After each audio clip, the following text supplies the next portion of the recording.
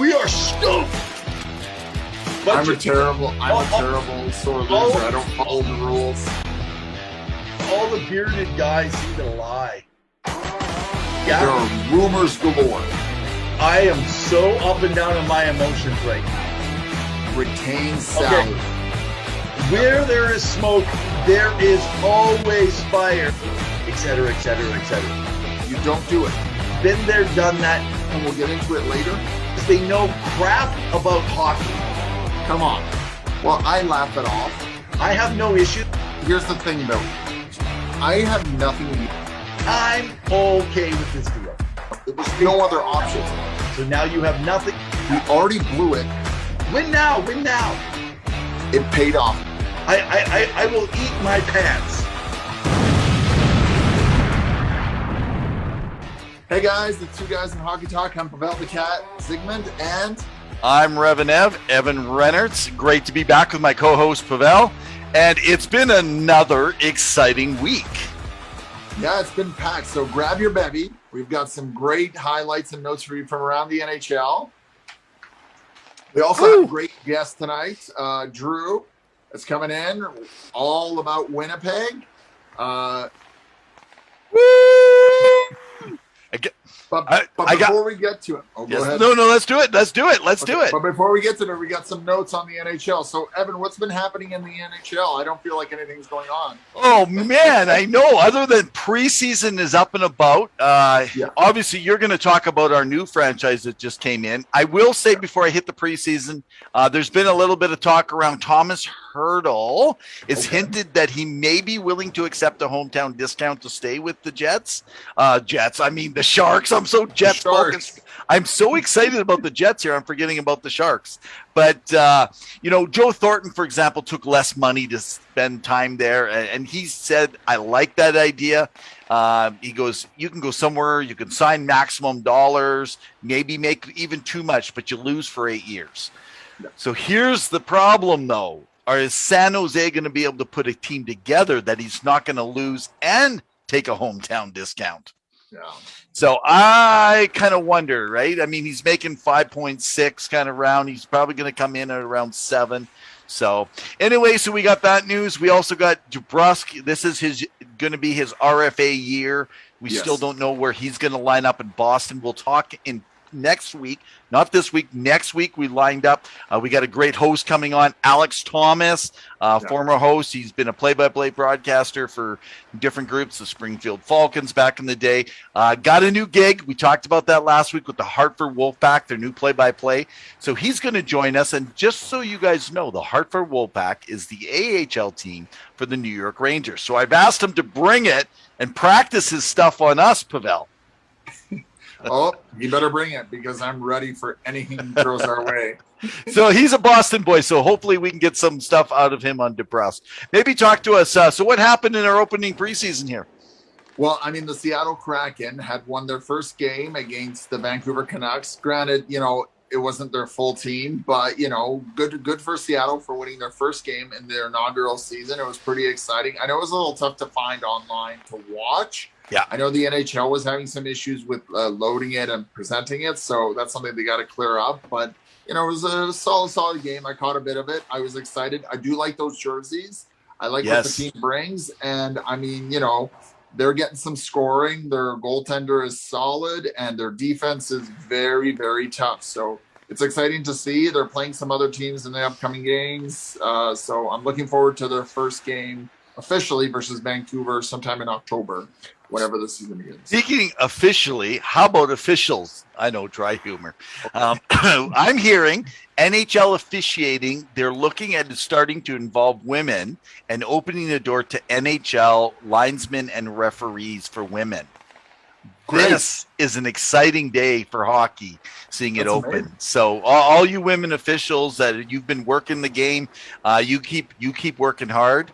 It's looking like the NHL is kind of opening up its old boy doors and I like it. becoming different. So hey, I've seen it. I've seen it a little bit in NBA, so I do like. Sorry to interrupt. No, it's good. And I one last mention before we get ready for our guest here. The NHL on TNT. I have to say, I just recently heard Wayne Gretzky is the greatest point scorer of all time. He's considered probably the number one best of all time. Maybe a few would debate, but I'd say the majority would consider him the best of all time. However, Gretzky, love his stories, but he needs some charisma. Who are they going to line him up with? Like, I sure hope he gets Jeremy Ronan. I don't even know if Jeremy's with TNT, but he needs somebody that's going to help him make that. Ronan got discharged from his station because he made some offhanded comments to it. So that happened. So I don't know if he's going to get a new contract, but that was my understanding. That's probably a bad choice. Maybe they'll bring in Brett Hall. Oh, maybe he's done that too. So hang on. So he's going to need someone to carry him. That's all I know about the TNT. So, I will make a quick mention that the Edmonton Oilers organization made a nice little statue of Joey Moss, the late Joey Moss, that kind of high fives people, kind of like what Joey Moss was. He embodied the Edmonton Oilers. He was a super fan. He was a great teammate. He was their number one supporter. And one of my favorite interviews with him was when he was inaugurated to the Hall of Fame, Hockey Hall of Fame. And when they asked him what he's going to do, he said he's going to go to Florida to retire because that's what all people do, or Vegas to retire. Good on him. Good on him. Love it, man. Drew, welcome to Two Guys in Hockey Talk tonight. My pleasure, guys. Thanks for the invite. Excited to talk some hockey with you guys on this tonight. I just want to say, Pawel's going to start us off with some questions, but Pawel is still hurting from the spanking that your Winnipeg Jets gave his Edmonton Oilers last postseason. For a lot of hockey fans here in Winnipeg, it was a little bit of a cathartic playoff series. And, there certainly was in a 4-game series. There was no shortage of drama with the triple overtime game that went into the wee hours of about 2 a.m. and then of course the comeback and the game before that. So for a lot of Jets fans here, where people were very much sort of trapped inside still as we're going through what we're going through with the pandemic, it was it was a little bit of a relief, a little bit of fun, and a little bit of a dark time. So certainly last spring was it was an interesting playoff series for sure.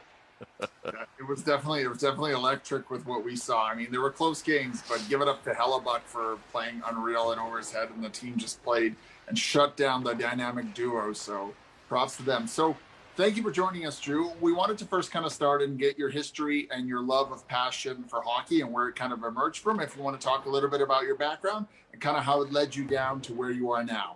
Sure, my pleasure. I mean, I've been a hockey fan like so many, basically my whole life. I remember I went to Winnipeg Jets 1.0 games with my dad. We were fortunate to have season tickets, so I spent plenty of time in the old Winnipeg arena watching the Winnipeg Jets.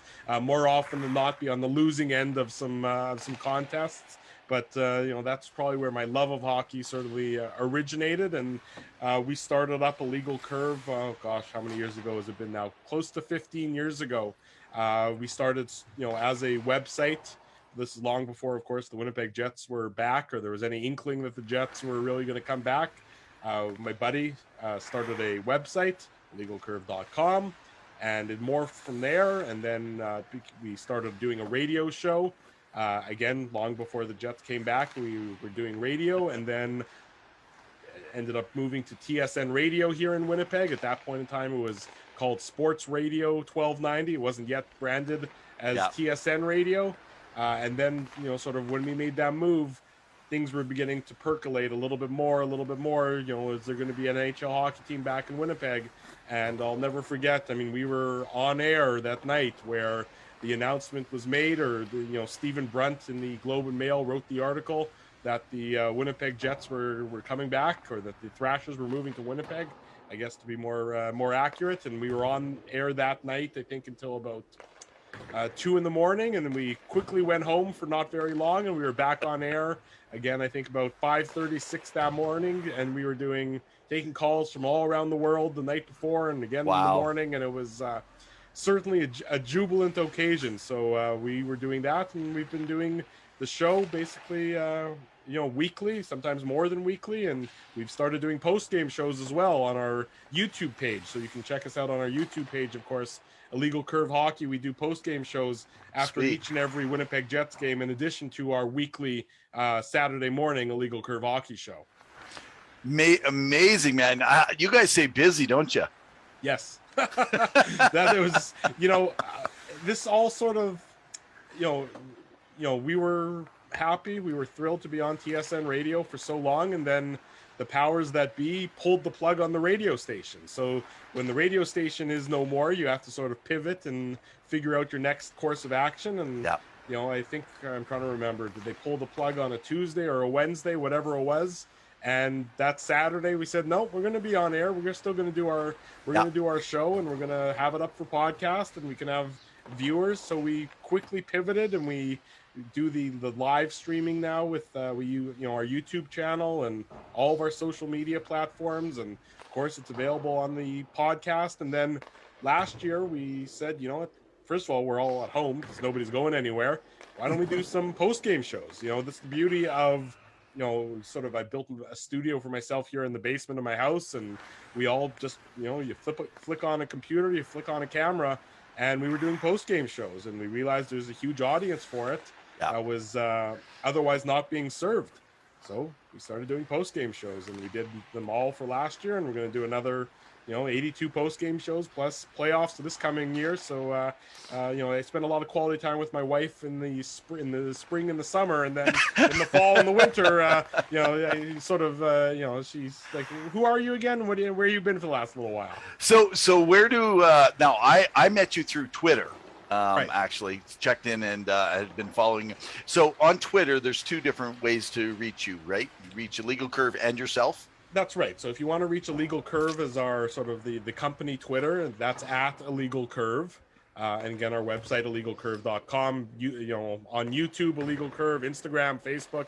And then me personally, I'm at IC Drew, IC for Illegal Curve, and then DREW. So it's pretty easy to find me. I think you're come one, come all. I think your wife gave you that Twitter handle, IC Drew. Yeah, that's right. Because she certainly doesn't, so somebody else might as well see me. But that's sort of we all sort of adopted that as an easy way to find all of us on Twitter. Excellent. And, that's how we sort of went from there. As I like to tell my wife, I give her a vacation when I'm watching hockey or following it because it's a break from me. Right. It's funny. My wife said to me this evening, sort of after we put our kids to bed, she said, is there a game on or something? Or, you've been spending a lot of time with me upstairs and, watching some of my shows or whatever. And I think she was looking for some, quiet time by herself. And she tried to, I'm like, don't worry. I'm going to do the hockey show. I'm going to do the interview. I'm going to watch some of the Jays game. Tonight will be a night for yourself. And the regular season is, Any thoughts on how they've turned it around? Who, the Jays? Sorry. Yeah, any thoughts on, side note, I know, we're hockey fans, but with the Jays, with what they've been able to do and fighting for that last playoff spot? Well, I'll tell you, when, look, it's a huge series against the Yankees. They need to at least, you'd want them to win 2 out of 3 at the very least, or, you certainly can't get swept. And then you got the Orioles, and the Orioles are trying to play spoiler. And so you have to, if you take care of business, the schedule is, you have opportunities if you're the Jays. You take care of business against the Yankees, you take care of business against the Orioles, well, then you should be a playoff team. It's certainly, they're coming right down to the wire, and they got the big series win against the Twins last week. And, if they can make it into the playoffs with that lineup and that pitching staff, they're not going to be an easy out, but it's a big if right now, and you got 6 games to go, so it's going to be a fun week for baseball before hockey starts in I guess a week or so after that. Great. So talk about taking care of business. We're all about hockey talk, but Pawel loves talking everything else. We talked. We said we should run a show. 2 guys in football, 2 guys in baseball. But guys, we love every sport, but we just specifically, obviously, have designated specifically to hockey. And again, guys, you can follow on Twitter or Illegal Curve. I see Drew. But let's get to the Jets. We got a bunch of questions we'd love to get your take on. We've been arguing ourselves back and forth, but we need people who actually are up live. You're right there in Winnipeg. So where do we start? So I think the first question I'm going to say is, did Kevin Cheveldayoff have a good offseason? Because it seemed to us that it was pretty quiet. And I know that they had a lot of the good pieces that they needed. They re-signed some of the guys. They brought in some other guys, such as Brendan Dillon and Nate Schmitz from Vancouver. Dubois looks to turn a new leaf. He had a great interview with Elliot Freeman and Jeff Merrick on 31 Thoughts at 32 now. Yeah. So that was pretty good. But how do you how would you fare that they did this offseason?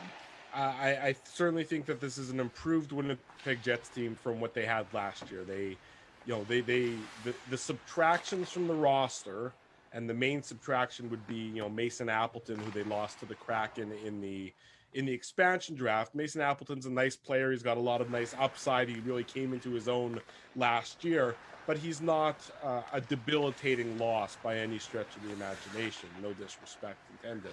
But the upgrade on the back end, getting Nate Schmidt, getting Brendan Dillon, not losing Logan Stanley, who they protected obviously in the expansion draft, not losing Dylan DeMello. That would have been a big loss had the Kraken neglected to take Dylan DeMello instead of Mason Appleton. The defense is head and shoulders improved over last year, and that's certainly key for this Winnipeg Jets team that has been very much using a patchwork defense since the mass exodus of defensemen a few years back when they lost Trouba, Myers, Sherratt, Bufflin, all in one fall swoop. So if you look at the defense for the Winnipeg Jets, is it an excellent defense? Well, I wouldn't say it's an excellent defense, because to me, an excellent defense has a clear-cut number 1 defenseman.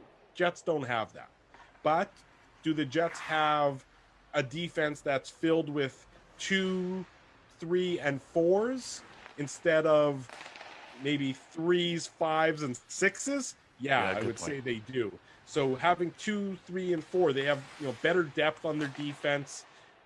Just top to bottom, it's going to be a defense that allows them to play, or should allow them to play, a more aggressive style, especially with their forward group. And for so long, part of the problem for the Jets defense was getting it out of their own zone. I mean, it was they were begging to try and get a clean zone exit and then a clean zone entry into the opponent's zone. That shouldn't be a problem this year. They have guys who can move the puck well. Nate Schmidt, we know, is an excellent puck mover, an excellent skater. Brendan Dillon, who of course is huge, large man, 6'4", 200 pounds. He can also move, and he can also move the puck. So he's not a pylon out there by any stretch of the imagination. So this should allow the Jets to play a more up-tempo style, similar to the style that they played back in 17-18 when they made it all the way to the Western Conference Final before losing to the then inaugural Vegas Golden Knights. Lots of excitement around this Jets team would be how I would say. The off-season, people said Kevin Cheveldayoff needed to do something. He did some pretty good moves without really mortgaging the future. And this Winnipeg Jets team has a window. If you look at all the contracts that are now on their books, and you look at when players are expiring, they have a window of the next 3 to 4 years, probably closer to 3 years. That this is we can go for it, assuming that Schmidt bounces back and Dillon continues to play well and things of that nature, because Schmidt, of course, didn't have a great year last year in Vancouver. So the Jets right now feel pretty good about themselves, and the fan base certainly feels good about the moves that were made this offseason. So how's the fan base? So on like, obviously we're talking about those moves. So when it comes to the defensive core, because of what you guys lost in the last couple seasons, right? With it, I mean, obviously Neil Pionk, he seemed to be the guy to cover McDavid in the playoffs. Mm-hmm. I mean, he did amazing. I know Pawel has always been a big supporter of Pionk. I wasn't until I watched those playoffs. Now he made me a believer. But I mean, like you said, I mean, so you're dealing with what? Morrissey, Schmidt, Pionk, Brendan Dillon, Dylan DeMel, Logan Stanley, Stanley, Nathan Beaulieu. Yeah. Beaulieu's going to be you got Vinny Hinola, who's coming in as well, and making some time, right? Or I mean, I don't know. Billy Heinola is the next wave of a defenseman. There's a lot of fans who are clamoring to see him in the lineup.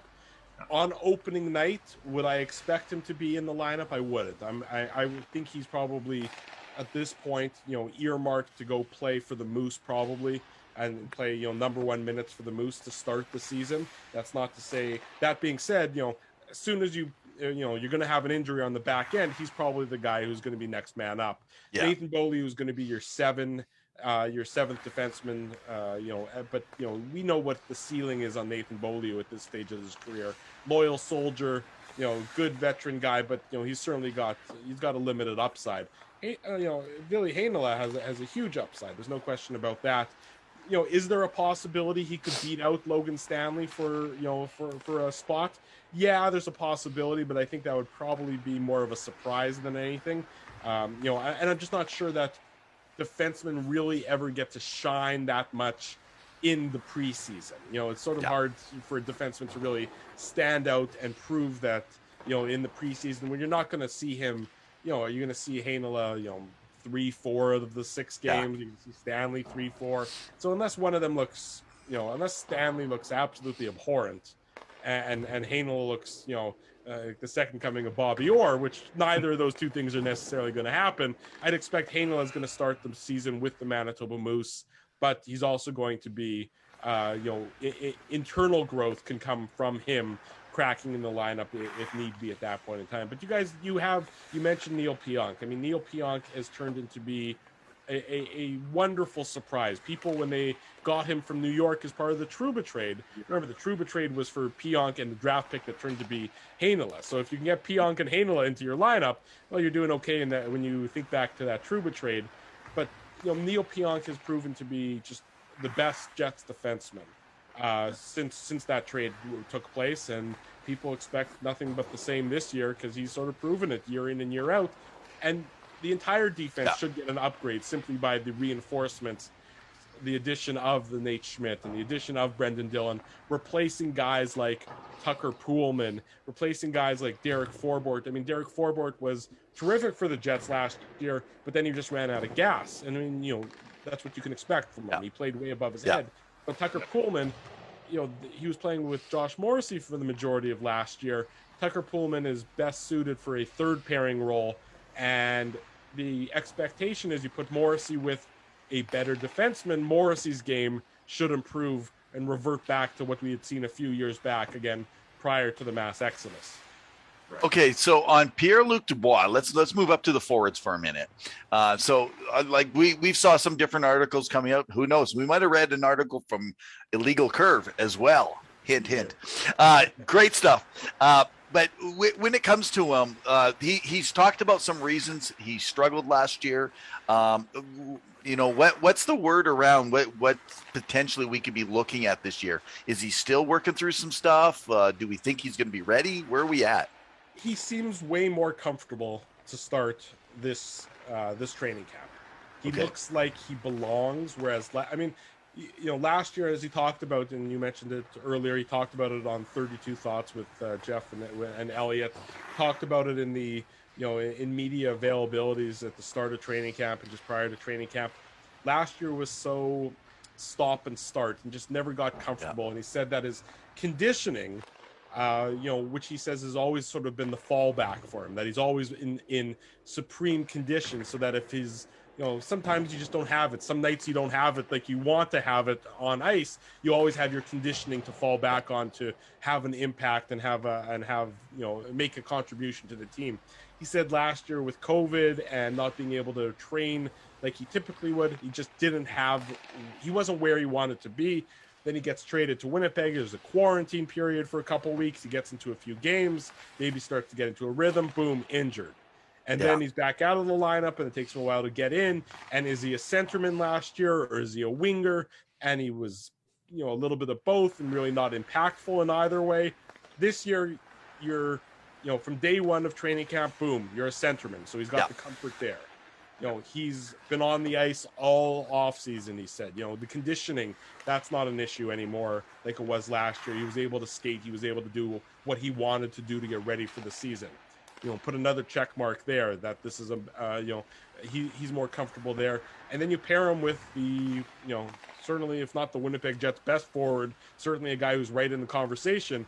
Well, all of a sudden, a line of Pierre-Luc Dubois with that aforementioned best forward, Nikolai Ehlers, there's chemistry and there's comfort there.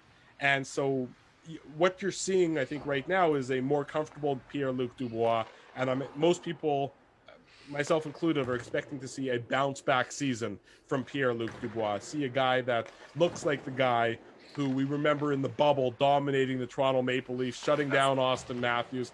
We haven't seen that guy in Winnipeg yet. The fans in Winnipeg are clamoring for it because, you know, everybody, when they close their eyes and they think of Pierre-Luc Dubois right now, all they think about are Patrick Laine one-timers that they're not seeing anymore.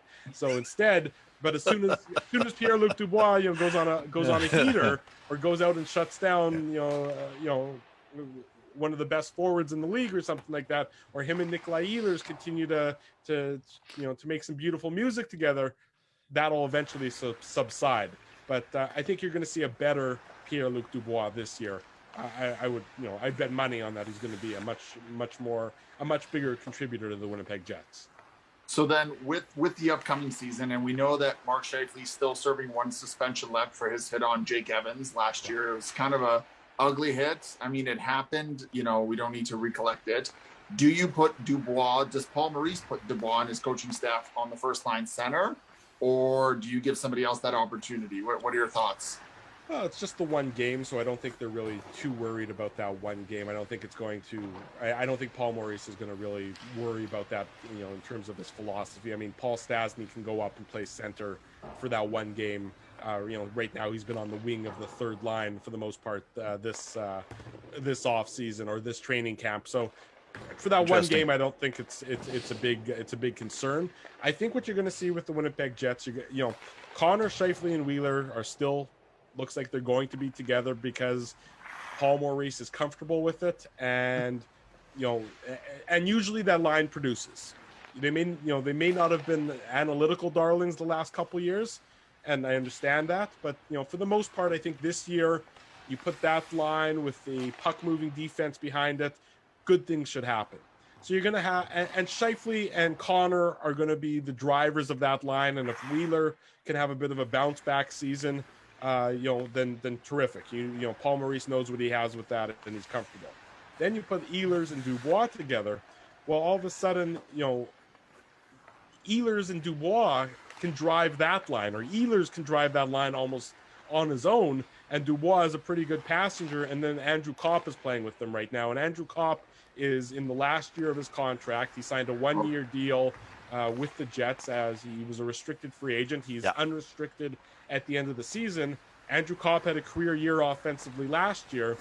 If Andrew Kopp is playing alongside Nikolai Ehlers and Pierre-Luc Dubois for a large part of this season, well, he's probably going to have another career year, and then he's going to strike it really rich in unrestricted free agency next season. So Paul Maurice, if you can choose Connor, Scheifele, Wheeler, or you can choose Dubois, Ehlers, Kopp, and throw them out there, you're pretty comfortable there. And then you got your third line where, you have to understand that Paul Maurice, the third line of the Jets is centered by Adam Lowry. Yeah. And Paul Maurice loves Adam Lowry. Yes. Paul Maurice knows that Adam Lowry, Paul Maurice, Adam Lowry is the word reliable. He knows exactly what he's going to get from him. Yeah. So Paul Maurice says, okay, Adam Lowry, Paul Stastny. Well, Paul Stastny and Adam Lowry are two veteran guys who still have a lot of game left in them. Yeah. It's not like, they're veteran guys hanging on for dear life. Paul Stastny, is certainly getting up there in age, but he's still effective. Adam Lowry, certainly effective. Right now, they've got Christian Vesalainen, a guy who's, the Jets, former first-round pick. And the Jets have just been waiting and waiting for him to really sort of break through that glass ceiling and really grab a spot. Well, if Christian Vesalainen is playing alongside Adam Lowry and Paul Stastny, all he's going to learn is he's going to learn how to be the best damn professional hockey player. Wow. So, again, that's just another layer of comfort for Paul Maurice when it comes to the forward group. And then the fourth line here in Winnipeg, I mean, for years, the fourth line has sort of been this black hole in Winnipeg where,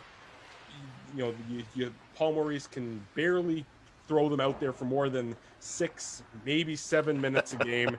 And it's only in the first, period and a half. And then after that, you're shortening the bench.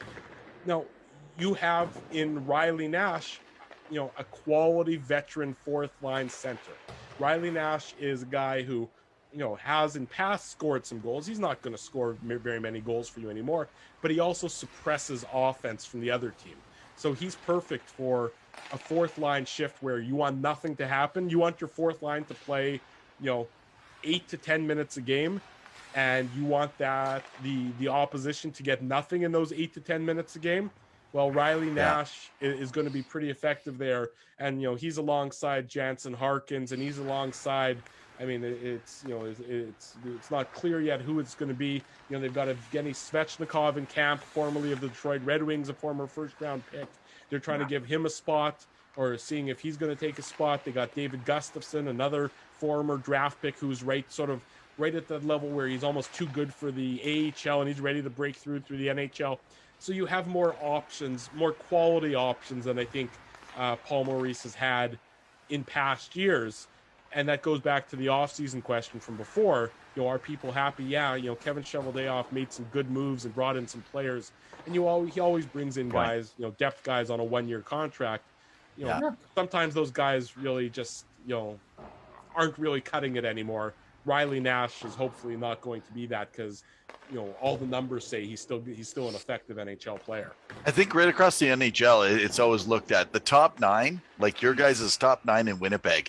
I mean, it's phenomenal. If you think about when you have Peter Stastny, he may be 35, but he's that responsible defensive type guy on the back end, but can still produce up on the front. If he's so, like you just said, for one game, you got a centerman out. He can fill in on the first or the second or move it around, and to have and train that, say, 9th forward on that third line.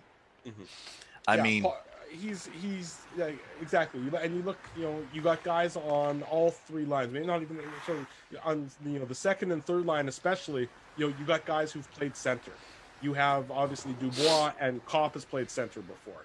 Yeah. And you got Lowry and Stasny. Those, you got guys who've played center and can mix and mingle and take draws on either side depending on what's going on. It's just you have a lot of depth.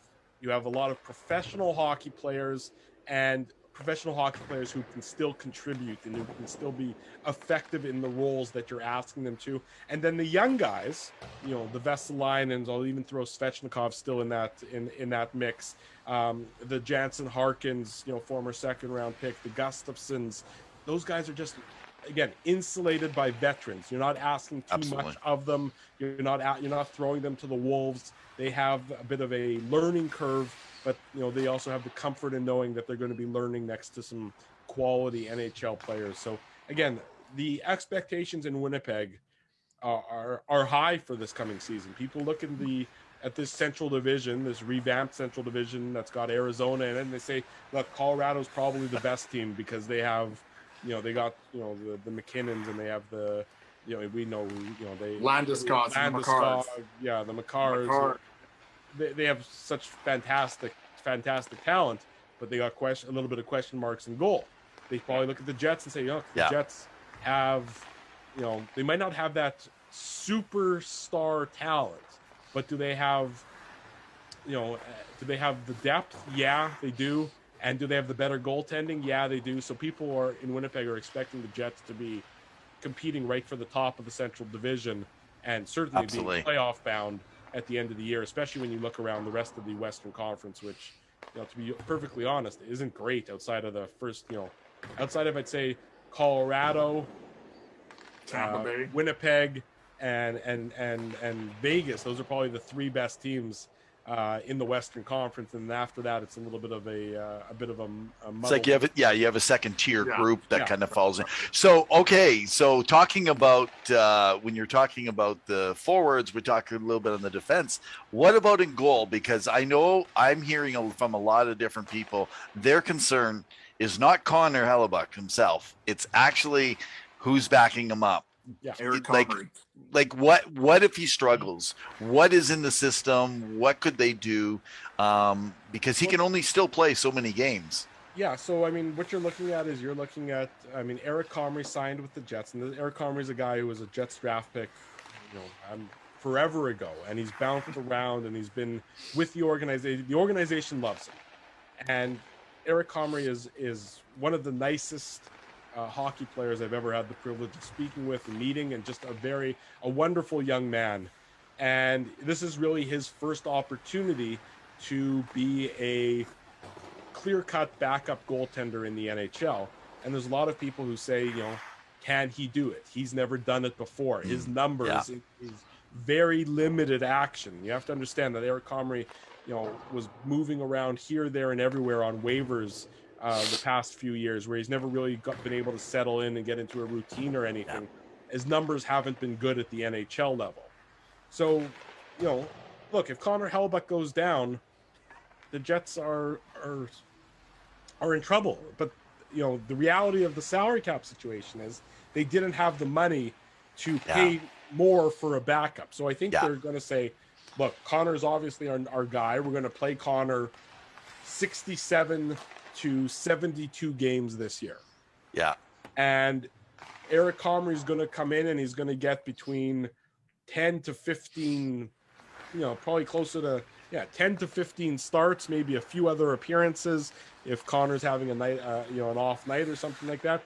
And we're going to hope, because they didn't have the salary cap space to go out and get somebody. Laurent Brossoit, who was the backup to Connor Hellebuyck for so long, he went to Vegas.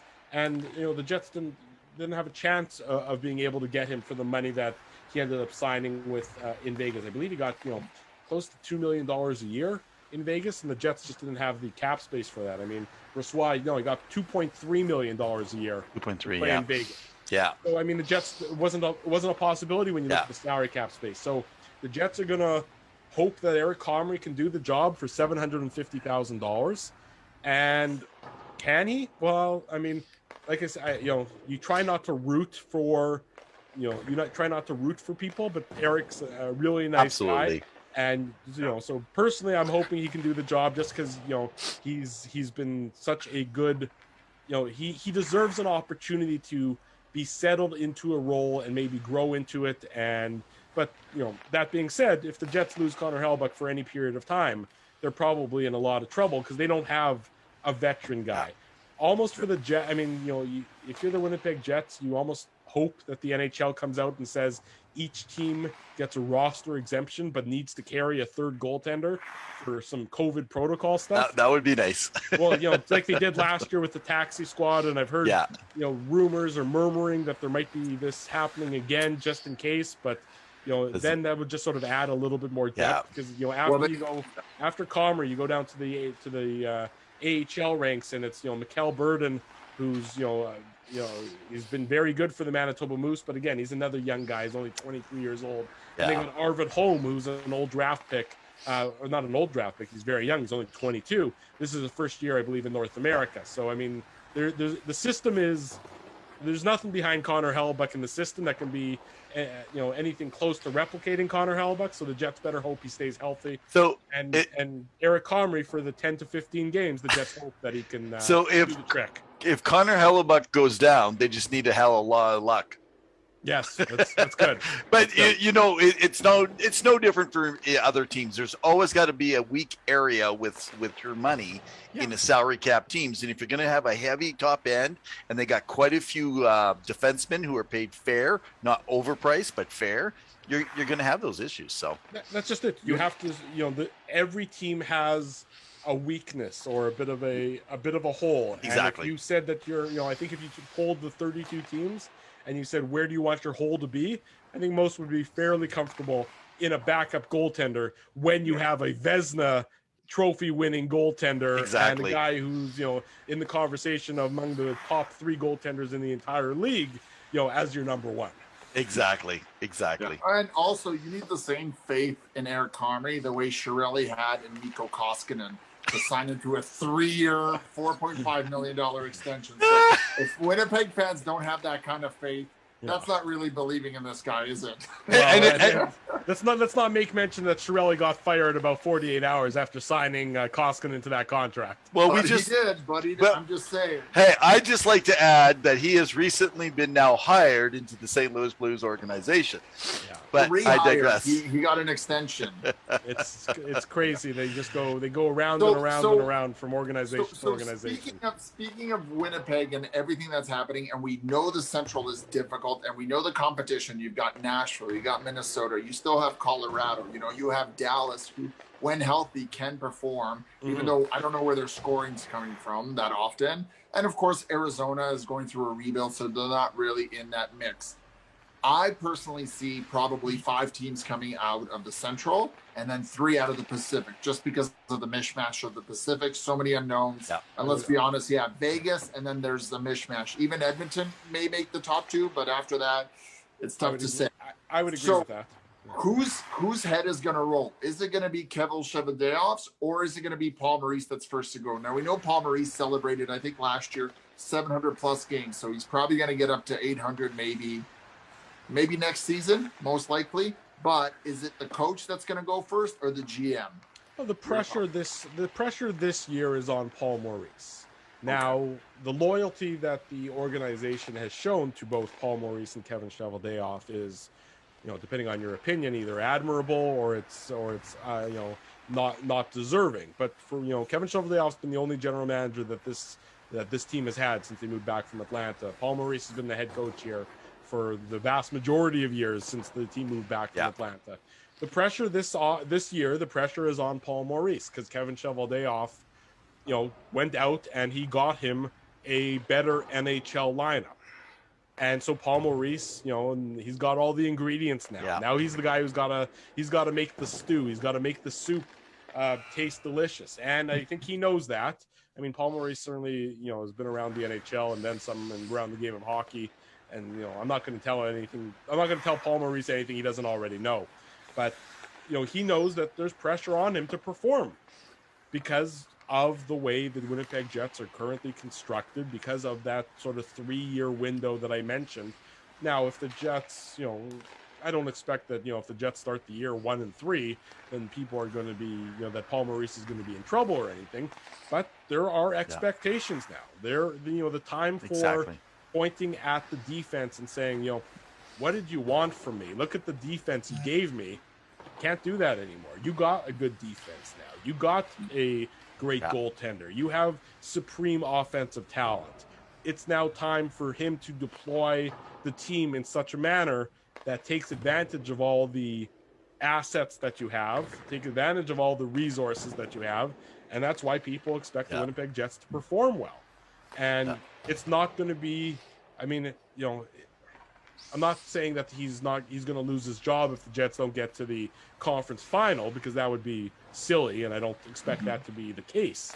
But, for the Jets, it's not going to be, getting into the first round of the playoffs is not going to be enough. Second round again. It's got to be second round or bust for sure. And then even then, there's expectations. You look at this team, you look at the division like you mentioned. I mean, it's not a terrific division. I don't think Nashville is as good as they were certainly a few years ago.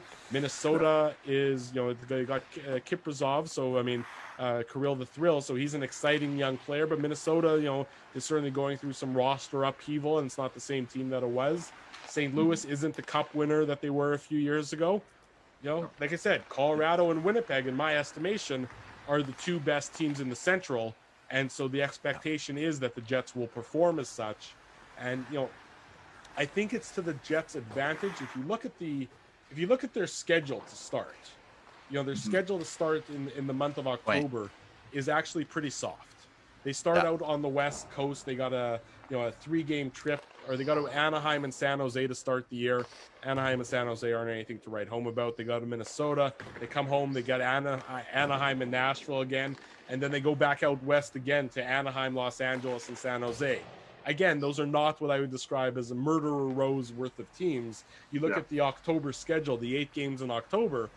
I think you would circle that you got, you should have 5 or 6 wins out of those 8 games. So I think the Jets, everything, at least the schedule-wise, is shaping up well for the Winnipeg Jets to sort of get started on a good foot. And it'll be up to Paul Maurice to ensure that happens. They're going to need to come out of that with like a 750 out of that opening part of the season to give you a good idea if they're on track, though, I think. Yeah, you just look at it. It's not an overwhelmingly difficult start. It's not what I would describe as a hard schedule to start. It sets you up for a good start to the year, like I mentioned. So, the schedules are all fixed, and that you're going to be playing X team 3 times and X team 4 times and X team twice. So you're gonna see everybody eventually. But if it's soft to start, you may as well take advantage of that, because I'm sure that when you look a little bit closer, there's definitely a murderer's row of a portion of the schedule that they're going to have to be faced with. And I heard you say it was fixed. I thought you were talking about officiating. I would never say anything of the sort. Well, speaking of the schedule, just quickly, we've enjoyed the Canadian division. I thought it was one of the best events of hockey ever. I don't know if we'll ever get that in our lifetime. I loved it.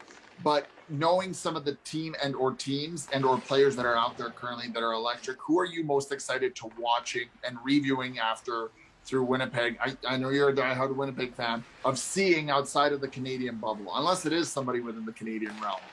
I'm just sort of excited to see a return to a regular schedule, I would say. I want to see the Tampa Bays. I want to see, hard as it is to believe, Florida looks like they should be a very good team. I want to see those Eastern Conference teams and those American teams that we haven't seen just to get back to normalcy. That's all I really want. The Canadian bubble was fun for the first, 10 or 20 games, but after, the 5th straight game against the Senators, you just want to, put your head into the blender and say, come on, that's enough already. There's only so much I can talk about. Ottawa is an up-and-coming team. They're a fun team to watch, but I want to see the Seattles. I want to see, just some of the other teams. I want to see a Carolina come through again, just to see some of the talent that you don't necessarily get to see, I'm not sitting there watching Hurricanes games night in, night out, but when they come to Winnipeg and you can really see the talent that they have, and get to see Svechnikov up up close and personal and things like that, it's it's something that I missed from last year that I'm looking forward to seeing again this season. Well, I'm sure as a Jets fan that someone who follows the Jets so passionately, you guys must love seeing Sam Bennett doing so well in Florida. That'd be a team good to see come in town. Yeah, I mean, the Florida Panthers look like they should challenge the Tampa Bay Lightning atop the Atlantic Division this year. I mean, look, there's a lot of good teams. I think the majority of those good teams reside in the Eastern Conference and not the West, and that's to the Jets' benefit. So they, because for so many years it was the role reversal. For so many years, getting out of the Central Division, getting out of the West, when the Blackhawks were at their peak, and when the Kings were at their peak. This is going back, obviously, more than just, 1 or 2 years ago now. But, I think the Chicago Blackhawks are a very interesting team if they can get, goaltending from Marc-Andre Fleury. What do they get in Seth Jones? Obviously, they paid him the big bucks. He still got Patrick Kane, Jonathan Toews. God willing, he gets his health is back and stays there for the entirety of the season. Chicago looks like a better team than they were the last couple of years. Just a return to normalcy is what I think is really part of what I'm looking forward to as much as anything else. Well, we're going to have to call it a wrap here, but last thoughts. So Sure. we'll give 3 last thoughts here, guys. So Pawel, do you want to start us off, Drew, and then I'll do a wrap. Last thoughts. Last thoughts. Give us the last thought before we wrap. Oh man, this is tough because you're putting me in a big predicament. Okay, your standout player for the Winnipeg Jets this season on defense and on what's it called? Who's going to take the next step on forward? I would expect Josh Morrissey is going to be way better this year than he's been the last couple of years. I think Josh Morrissey is not as bad as some of his numbers showed. I think Josh Morrissey was weighed down by a combination of, frankly, being the last defenseman standing there and having to play with partners who were not ready to be in the role that he was playing. He was playing with guys, top line minutes with guys who didn't belong in the top line, and as a result, I think his game suffered. So I would expect Josh Morrissey to bounce back this year, and I hope that's the case. I mean, he was playing last year with a heavy heart. He lost his father this past offseason. His dad was dealing with an illness, and he unfortunately passed away. I think Josh Morrissey playing with a better defense around him is going to be an improved player. And, I think that'll be, that'll be manna from heaven for the Winnipeg Jets. Up front, I mean, you talked about him. I mean, Pierre-Luc Dubois should be better. Nick Ehlers is going to continue to be should be one of the best forwards in the NHL that a lot of people don't talk about. Kyle Connor will be one of the best goal scorers that a lot of people won't talk about. Andrew Kopp, what is Andrew Kopp? Is Andrew Kopp a 30 to 40 point third line guy? Or is Andrew Kopp actually a 60 to 70 point second line guy? And he's going to have that opportunity playing alongside Dubois and Ehlers. And if he continues to play alongside him all year long, he might be that 60 to 70 point guy. And that'll be, again, just an absolutely sort of fascinating subplot to the entire Jets season, seeing how these guys, Dubois, how he bounces back. And like I said earlier in the interview, I'm expecting him to improve and just see this, a new or an improved Winnipeg Jets team that is both a combination of new reinforcements and some old players who are going to try to recapture their form. Fair enough. Sweet. And then my final one is, what are we expecting from the Manitoba Moose? A little bit. The Moose are going to be in a fascinating, place. If, Ville Heinola is not with the Winnipeg Jets, and as we spoke about before, I'm expecting that he's more likely to be with the Manitoba Moose, and who knows how long he's with the Moose for. If he's playing, if he's on the back end for the Moose, they're going to, quite enjoy that. David Gustafsson, if he's not with the Jets, if he's back with the Moose are going to be the beneficiaries of that. You look at the Jets, AHL level team and some of their AHL level prospects, they got a lot of depth on the back end. They got Ville Heinola. They got guys like Johnny Kovacevic. They got guys like Declan Chisholm, who are all sort of right at that next wave where a year or maybe 2 years from now, they look like they should be NHL regulars. A guy like Dylan Samberg, who unfortunately got hurt in the first day of training camp, and he's out probably for the next couple months with a high ankle sprain. We didn't even talk about him, during this interview, really, but Cole Perfetti. I was just about to mention him. Yeah, Cole Perfetti, is likely going to play with the Manitoba Moose. He played with the Moose all last year, despite after the World Junior experience, and he's part of those players who got that exception where typically he would have to go back to the OHL. He's exempt from going back to the OHL this year. He did not look out of place with the Manitoba Moose last season. Cole Perfetti is a guy that, the players, break through that glass ceilings younger and younger age. Cole Perfetti is a guy who could go to the Moose and he could tear it up. And if he tears it up there, does he get a shot at, joining the Jets at some point in time? It very well could be the case. There's a lot to like, I'd say, with the Manitoba Moose, especially those, some of those guys I just mentioned. And time will tell. We'll see, if they're, that being said, if some of those guys are actually with the Jets and not with the Moose, then that might change the Moose fortunes, but that's just the reality of the developmental aspect of the AHL. I was just going to say, I think you're dealing this year. Mark Scheifele, my prediction, will have a standout year and he'll break his 84-point total. And I think that you're going to see Cole Perfetti come into the playoff time if the Moose are out. Sure, it could be like the Cole Caulfield was with the Canadians last year. Absolutely. Like and I'll mention it. Pavel knows I was a big Perfetti guy, and the fact that he dropped to the Jets was a steal for them, and so good to the Winnipeg Jets franchise. So I hope it turns out well for Cole and his family. So does Kevin Shoveldayoff in the scouting and everybody else in the Jets organization. I will say one quick story. I have a friend I play soccer with, and he's a big Winnipeg Jets fan, and so he sometimes watches the show. And so one time we were playing soccer, and he's just like, "Hey, guess whose number I got at this wedding I was at in Winnipeg?" And I was like, "Who?" And he's just like, "Look," and it said Kevin. And I'm like, "I don't know any Kevins." And he's like, "No, this is Kevin Shoveldayoff from the Winnipeg Jets GM." I'm like, "Well, that's great, but how would I know that that's him?" So I guess he just gives his number out at weddings in Winnipeg. So maybe you get that fortune and get that number if you go to a wedding. Maybe it was like me when I used to go to the bar. And, I'd ask a woman for their number and I'd get a fake number. I think that might be what the case was. That's so funny. Well, thanks so much, Drew. Again, guys, you can follow at legalcurve.com. We'll have everything mentioned. It's over there on the side in your comments, as well as directly under the site here, under his picture, his beautiful picture and his frame of his mug for Drew. You can follow him on Twitter and at Legal Curve as well. Well, it's great working with you here today, Drew. Pavel, my co-host. It's been a treat. Thank you so much. In the meantime and in between time, keep your sticks on the ice. Stay safe. Cheers, guys.